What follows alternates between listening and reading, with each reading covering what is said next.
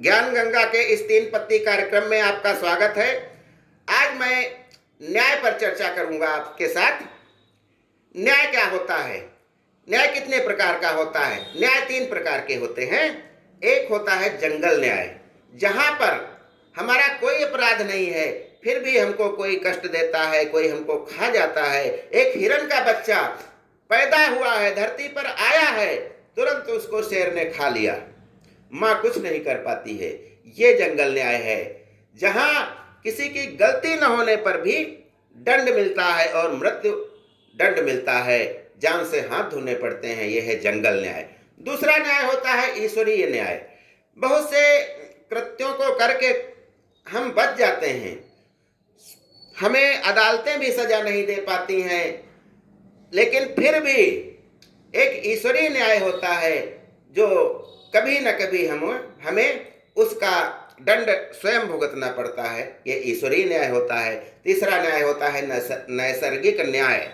नैसर्गिक न्याय का सिद्धांत हमें खुद पालन करना होता है। जब हम सब्जी लेने जाते हैं, जब हम फल लेने जाते हैं, तो सब्जी वाला हमें जो फल देता है, सब्जी देता है, उसमें कुछ ज़्यादा दे देता है, बाट से ज़्यादा, यानी हमें कुछ ज़्यादा मिल जाता है। लेकिन जब हम सोना तौलने जाते हैं, सोना लेने जाते हैं, तो जहाँ हवा भी नहीं जा सके, ऐसे शीशे के तराजू, शीशे के अंदर बंद तराजू में सोना तौला जाता है। क्यों? क्योंकि सोना बहुत कीमती होता है। वही उसी प्रकार से नैसर्गिक न्याय भी बहुत कीमती होता है। इसमें हमें कोर्ट से भले छोड़ दिया गया हो, हमें किसी कृत्य के लिए सजा भले न मिली हो, लेकिन हमारी अंतरात्मा हमें कचोटती रहती है, हमें उस अपराध के लिए सदैव व्याकुल रखती है। हम पागल हो जाते हैं कि हमने ऐसा अपराध किया है। इसमें जो हमने कृत्य किया है, किसी का दिल दुखाया है, किसी को गाली दी है, तो हमारा हृदय स्वयं हमको धिक्कारता रहता है। यहाँ वो नहीं चलता है कि कथा कहाँ कथौली वाले मारे जाए मितौली वाले, यानी हमारे कर्मों का फल हमें स्वयं भोगना पड़ता है। और इसे जानने के लिए नैसर्गिक न्याय क्या है, मैं एक उदाहरण देना चाहता हूँ। परद्रव्येषु लौष्ठवत् परदारेषु मात्रवत् आत्मनः सर्वभूतेषु यः पश्यति सः पंडितः। यानी दूसरे के धन को मिट्टी के ढेले के समान, दूसरे की पत्नी को माता के समान और अपने को सभी जीवों के समान जब हम देखने लगते हैं तो हम ज्ञानी हो जाते हैं। अर्थात हम किसी के प्रति अत्याचार करना चाहते हैं, किसी को दुख देना चाहते हैं, किसी से छल करना चाहते हैं, तो क्षण भर के लिए अपनी आत्मा को हम उसमें शिफ्ट करके देख लें, और उसकी आत्मा को अपने में शिफ्ट करके जब हम देख लेंगे तो हमें लगेगा हाँ यार, हम तो गलत करने जा रहे थे। इसकी जगह पर अब हम होते, इस निरीह जीव की जगह पर हम होते तो हमें कितना कष्ट होता। तो यह सोच करके ही हम अपराध नहीं करेंगे, किसी के प्रति गलत बर्ताव नहीं करेंगे। यही होता है नैसर्गिक न्याय, जहाँ न्याय उन ऊंचाइयों पर जाता है जहाँ कोई नहीं पहुँच पाता है। और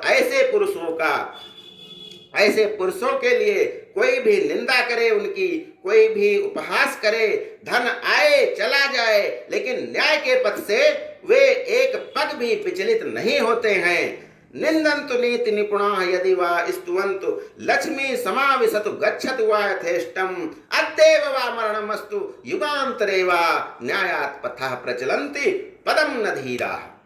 यानी नीति में निपुण लोग, नैसर्गिक न्याय में निपुण लोगों की चाहे कोई निंदा करे, बुराई करे, चाहे पूजा करे, लक्ष्मी धन आए या चला जाए, कुछ भी हो जाए, अद्यैव वा मरणमस्तु, चाहे आज मर जाए चाहे वर्षों बाद मरें, लेकिन ऐसे पुरुष न्याय के पथ से एक कदम भी, 1 इंच भी विचलित नहीं होते हैं। तो ये है नैसर्गिक न्याय का सिद्धांत, जिसको यदि हम अपना लें तो संसार पूरा सुखमय हो जाएगा और किसी के प्रति कोई दुराव नहीं रहेगा और हम आपस में एक परिवार के समान रहेंगे। अगली बात मैं बताना चाहता हूं आपसे, एनसीआर क्या होता है। आपने बहुत बार सुना होगा एनसीआर, दिल्ली और एनसीआर, या तो ये जो बहुत बड़े बड़े शहर होते हैं उनमें इतनी सुविधाएं होती हैं, उसमें उनमें इतनी सुरक्षा होती है कि देश का हर नागरिक जो भी गन्ना बेच के पैसा पैदा कर लिया है, कुछ पैसा ज़्यादा आ गया है, तो वह इन शहरों में बसना चाहता है, दिल्ली में, लखनऊ में, आगरा में, कलकत्ता में, बम्बई में। लेकिन इन शहरों में के अंदर तो जगह नहीं है, लोग कहाँ बस जाएंगे। तो उनको भ्रमित करने के लिए, लोगों को शहर से दूर रखने के लिए शहर के जो आसपास के इलाके हैं उनको विकसित किया जाता है। जैसे दिल्ली के पास ग्रेटर नोएडा, नोएडा, गाजियाबाद, हरियाणा, ये सब क्षेत्र विकसित इतने कर दिए गए हैं कि इसमें दिल्ली जैसी सुविधाएं प्राप्त हो गई हैं, और जो बाहर का आता है वह वहीं पर रहने लगता है, वहीं अपना निवास बना लेता है। तो इसे ऐसे विकसित क्षेत्रों को एनसीआर कहा जाता है। अगली मैं बात बताना चाहता हूं कि नाइट विजन सिंड्रोम क्या होता है।